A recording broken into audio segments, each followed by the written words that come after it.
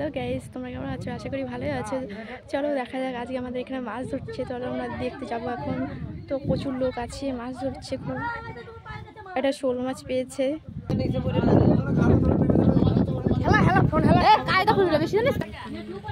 মাছ ধরতে নেমেছে অনেক লোক, চলো দেখো তোমরা। আর দেখছে দর্শকরা বসে বসে।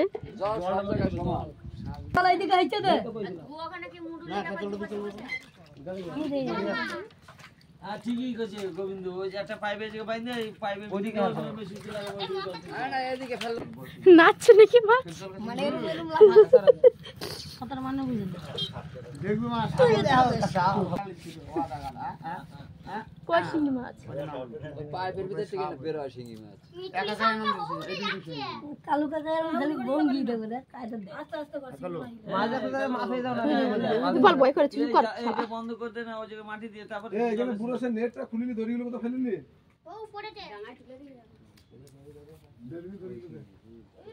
জামাকাটা বালতি দে, ওই পুরো হ্যাঁ দড়ি বাঁধো কথা, এটাই বুদ্ধি। দড়ি বন্ধ কতক্ষণ শেষ করে দড়ি বাঁধতে পারবে না। আরে এই জায়গায় হেজুক না পাইপটা বাঁধ দে একটু, ওই বস্তাটা দিয়ে দেখ জল ওইদিকে চলে যাবে। ওদের জল বেশি না দিলে অনেক জল আছে পাকের ভিতরে। এই যে শোল মাছ পেয়েছে। এই লাল বালতি দে না। যারা হাল দিতে না না বাজে দাদা দিলিটা এগুলো ধরতে না বাজে দে বাজে দে আর ওইদিকে জল আসবে, জলগুলো সব আবার এইদিকে আসবে দেখ। আরে না হ্যাঁ ওইদিকে পড়াচ্ছে জলে ঢেলা রাখো, মাছটা ওইদিকে রেখে দাও। জানে বালতিটা দে।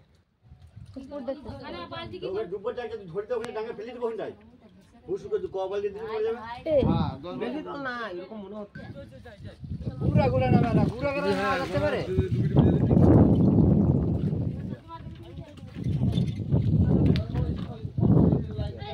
আমি আমনি করে কি করে ফেলাবো?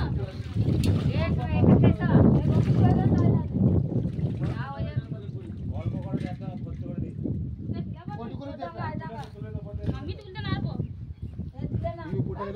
দড়ি বাঁধ উপরে জায়গা তোমার ছেলে ধরি দিবে। তোরা মারা কি করতে তুই নি, আমি এলাম, আমি অন্য লোক নিয়ে কাজগুলো যতক্ষণ আমাকে সব ধরা হয়ে যেত, কাজ হয়ে যেত।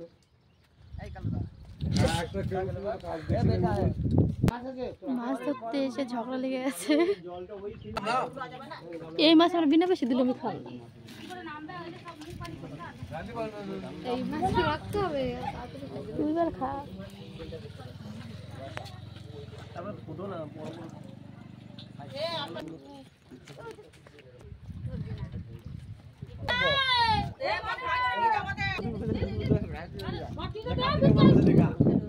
খেয়াল করে না।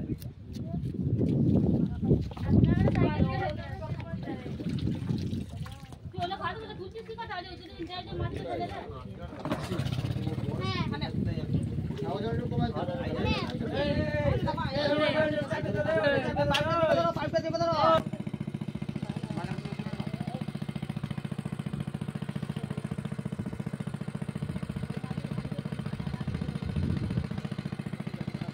এ পেকুম এসছে মাছ দেখতে।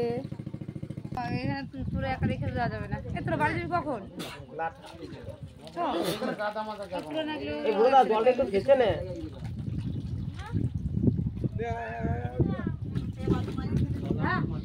জলটা মারলে পাইতো। একটু উঠাও তো, ঢাকাতে যাও। প্রচুর মাছ আছে, তো কিছু মাছ ধরেছে, তাও সিঙ্গেল মাছ, কই মাছ, শোল মাছ ধরেছে, আরও ধরছে।